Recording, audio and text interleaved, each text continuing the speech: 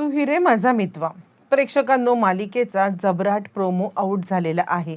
आत्तापर्यंत आपण मालिकेमध्ये पाहत आहोत की नम्रता जरा अतिच करत आहे, पण नम्रताला आळा घालण्यासाठी मात्र आता प्रत्येक जण कमी पडत आहे.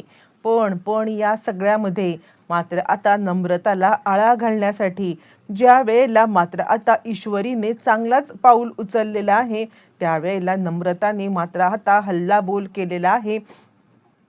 तो म्हणजे आता इकडे आकाशवरती, आणि आकाशवरतीपेक्षा त्यांनी आता अर्णवला टार्गेट करत अर्णवला अद्वा नको नको ते सगळं बडबडलेली आहे.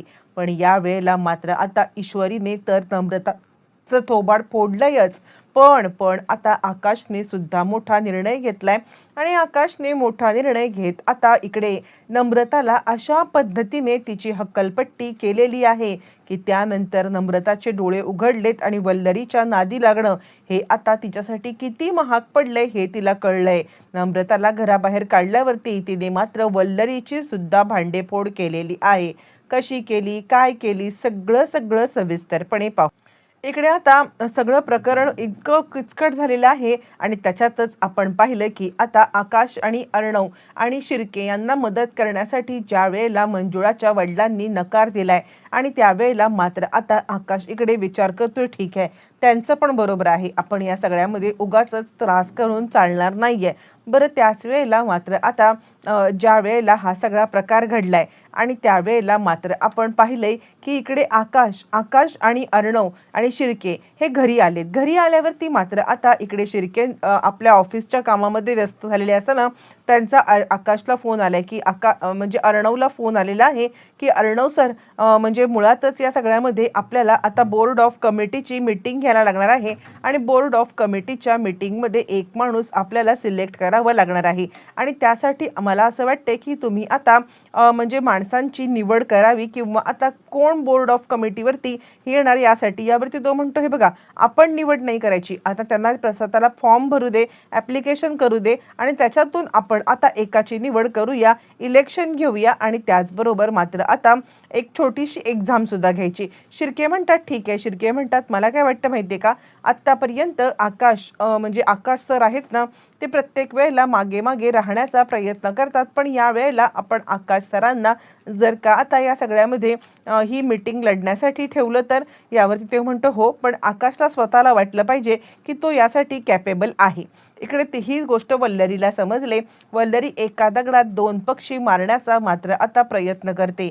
ज्या वेळेला मात्र आता वल्लरी या सगळ्यामध्ये ज्या वेळेला वल्लरीला समजतं की हे सगळं मात्र आता इकडे आकाशच्या पथ्यावरती आहे, पण आकाश बोर्ड ऑफ कमिटीचा मेंबर झाला तरी सुद्धा या हिला बाहेर काढणं, म्हणजे नम्रताला या सगळ्यामध्ये अडकवून ईश्वरी आणि नम्रता यांच्यामध्ये भांडणं काढून आणणं हे जास्त गरजेचं आहे. त्यामुळे ती नम्रताला सांगायला लागते, हे बघ, आकाशने बोर्ड ऑफ कमिटीवरती येण्यासाठी जे इलेक्शन आहे ते इलेक्शन लढलं पाहिजे, नुसतं लढलं नाही तर जिंकलं सुद्धा पाहिजे.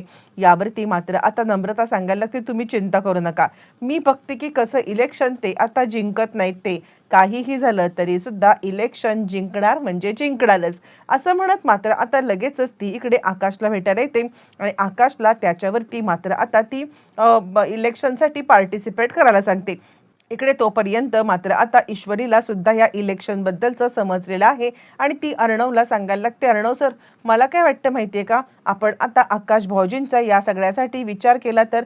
यावरती तो म्हणायला लागतो, मला शिर्के सुद्धा हेच म्हटले, पण जोपर्यंत स्वतः आकाश हा फॉर्म भरत नाहीये, किंवा आता जोपर्यंत स्वतः आकाश म्हणत नाहीये की मी या सगळ्यासाठी रेडी आहे, तोपर्यंत मला असं वाटते की आपण त्याच्यावरती कोणतंही प्रेशर आणणं चुकीचं आहे, आणि मुळातच त्याने स्वतःहून हे भरलं तर मी त्याला नक्की मदत करेन. यावरती ईश्वरी म्हणते, पण तुम्ही बोललात तर काय होईल. अर्णव म्हणतो, नाही मी बोलणार नाहीये, कारण काही झालं तरी सुद्धा त्याला या सगळ्यामध्ये मात्र इकडे आता वल्लरी म्हणते, तुझ्या लक्षात एक गोष्ट येत नाहीये, जर का या सगळ्यामध्ये मात्र आता आकाशने मनात आणलं ना तर काहीही होऊ शकतं. आकाश या सगळ्यामध्ये सगळं वगळून तो आता इकडे आपल्या म्हणजे अर्णव सगळं वगळून आकाशला बोर्ड ऑफ कमिटीच्या मीटिंगवरती घेऊ शकतो.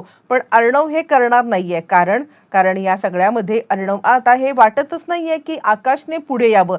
यावरती ती म्हणते ते काही नाहीये, मी आता बघते काय होणार ते. इकडे तोपर्यंत ती आकाशला सांगायला लागते, आकाश मला आता एकच गोष्ट सांगा, तुम्ही या सगळ्यामध्ये पार्टिसिपेट का नाही करत? यावरती आकाश म्हणतो ठीक आहे मी करेन, पण मला असं वाटते की या वेळेला नको, मी पुढल्या वेळेला करेन. यावरती मात्र आता ती म्हणते का तुम्ही असं का करताय? आणि त्यावरती तो सांगायला लागतो तू ना या सगळ्यामध्ये पडू नको असं मला वाटते. आणि त्यावरती ती म्हणते नाही, तुम्हाला हे सगळं सांगितलं असणार अर्णव म्हणजे अर्णव भाऊजींनी ना, तुमचा मोठा भाऊ जे तुम्हाला सांगेल ते सगळं तुम्ही ऐकता. आकाश म्हणतो अजिबात नाही, मी सध्या प्रिपेअर नाहीये. झालं आता इकडे अजिबात ऐकायला तयार नाहीये ना. ती आता बोलवते, ती म्हणजे आकाश आणि अर्णव यांना समोरासमोर. आणि ती सांगायला लागते अर्णव जीजू, म्हणजे तुम्हाला जीजू म्हणायची सुद्धा आता मला लाज वाटत आहे. यावरती अर्णव म्हणतो नम्रता काय झालंय?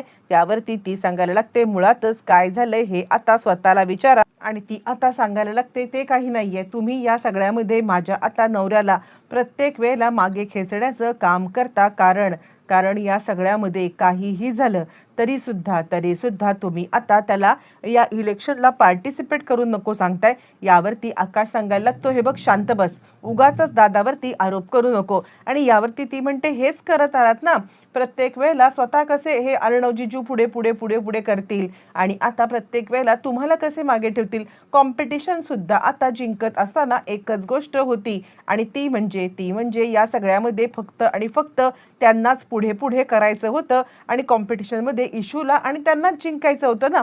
म्हणजे तुम्ही आणि मी, आपण जिंकलो काय नाही जिंकलो काय हा काही फरक सुद्धा यांना पडत नव्हता. यावरती आकाश आता सांगायला लागतो तू शांत बस. आणि त्यावरती ती म्हणते अजिबात नाही, तुम्ही यांना मान देत असाल, मी देत नाहीये. हा माणूस स्वार्थी आहे, हा माणूस नीच आहे, हा माणूस तुम्हाला मागे खेचायला बसलाय, याला एकट्याला पुढे जायचं आहे, ह्याला प्रसिद्धी पाहिजे, तुम्ही नको आहात म्हणून हे सगळं चाललंय. असं म्हटल्यावरती मात्र आता म्हणजे सगळेच जण शांत बसले. जो तो नम्रताला गप्प बसायला सांगण्याचा प्रयत्न करतोय. वल्लरीला मात्र या सगळ्यामध्ये मज्जा मस्ती धमाल येत आहे आणि वल्लरी मात्र खुश होत आहे. आणि त्यावेळेला मात्र आता नम्रता सांगायला लागते म्हणूनच या सगळ्यामध्ये मात्र आता माझा नवरा प्रत्येक वेळेला मागे राहिला, प्रत्येक वेळेला माझ्या नवऱ्याला मागे टाकण्यात आलं. मग मात्र आता ईश्वरीमध्ये येते आणि फाटकन तिचं थोबाड फोडते. खबरदार, माझ्या नवऱ्याचा अपमान मी ताई सहन करणार नाहीये, एकही शब्द बोलू नको. आणि नम्रता म्हणते अरे वा, म्हणजे तुझ्या नवऱ्याचा तू अपमान सहन करणार, त्यासाठी मला मारणार आणि माझ्या नवऱ्याचं कितीही काही झालं तरी सुद्धा तू आता गप्प बसणार का? असं म्हटल्यावरती मात्र आता लगेचच इकडे सांगायला लागते, ती म्हणजे आता इकडे आजीमध्ये बोलते. आजी सांगायला लागते हे बघ नम्रता, जे काही बोलतेस ना ते पूर्णपणे चुकीचं बोलत आहेस, असं तुला नाही का वाटत? असं म्हटल्यावरती मात्र आता लगेचच नम्रता इकडे सांगायला लागते काय चुकीचं बोलले मी, काय चुकीचं बोलले मी आजी? मुळातच या सगळ्यामध्ये मात्र आता यावरती आजी म्हणते गप्पा बस, काहीही झालं तरी सुद्धा एक शब्द बोलू नको. ही कंपनी त्याची आहे, ही कंपनी स्वतः अर्णवच्या मालकीची आहे. आणि असं असताना सुद्धा आता त्यांनी आपल्याला सगळ्यांना इथे म्हणजे हे केलेलं आहे, आकाशला कंपनीमध्ये हे केलेलं आहे आणि आम्ही काहीही करत नसताना मात्र आता या सगळ्यामध्ये हे सगळं आता म्हणजे तो कधीच म्हणत नाही की माझं आहे आणि त्याच्याच मालकीचं ते आहे, त्याच्यात आपण अधिकार सांगायला कुठे जायचं? यावरती मात्र आता ईश्वरी म्हणते आजी, अधिकाराच्या किंवा पैशाच्या किंवा वाटणीचा प्रश्नच नाहीये. आकाश भाऊजींना मात्र आता बोर्ड ऑफ कमिटीवरती घ्यायचा आमचा विषय झाला होता, पण अर्णव सर म्हटले की ते ज्या वेळेला तयार असतील ना आकाश भाऊजी त्याच वेळेला घ्यायचं. आणि हे ताईला माहीत नाहीये ना, आकाश भाऊजींशी बोलणं सुद्धा झालेलं आहे, आकाश भाऊजी तुम्ही सांगा. असं म्हटल्यावरती मात्र आता आकाश इकडे चिडलाय आणि चिडून आता आकाश इकडे सांगायला लागतो मगापासून मी हिला सांगतोय गप्प बस, पण प्रत्येक वेळेला मात्र आता बोलणं हे काही गरजेचं नाहीये. काहीही झालं तरी सुद्धा मात्र आता अर्णवने मला आता दादाने मला ऑलरेडी सांगितलेलं होतं की तू या इलेक्शनला उभा राहा, पण मी नव्हतो राहिलो. यावरती म्हणते खोटं बोलताय तुम्ही, कमी. अजूनही नम्रताची मस्ती आता कमी झालेली नाहीये. नम्रता या सगळ्यामध्ये मात्र आता ओरडून तेच सांगण्याचा प्रयत्न करत असताना मात्र आता अर्णव इकडे आता काहीच बोलत नाहीये. पण आकाश चिडलाय आणि आकाशने फाटकन नम्रताला एक थोबाडीत दिले आणि आत्ताच्या आत्ता या घरातून चालती हो. बाद झालं, या घरामध्ये तुझा आता थारा नाहीये. कोणत्याही परिस्थितीमध्ये या घरात राहायची तुझी लायकी सुद्धा नाहीये. असं म्हणत जो काही तमाशा आता झालेला आहे त्यानंतर मात्र आता नम्रताची घरातून हक्कलपट्टी तर झालेली आहे.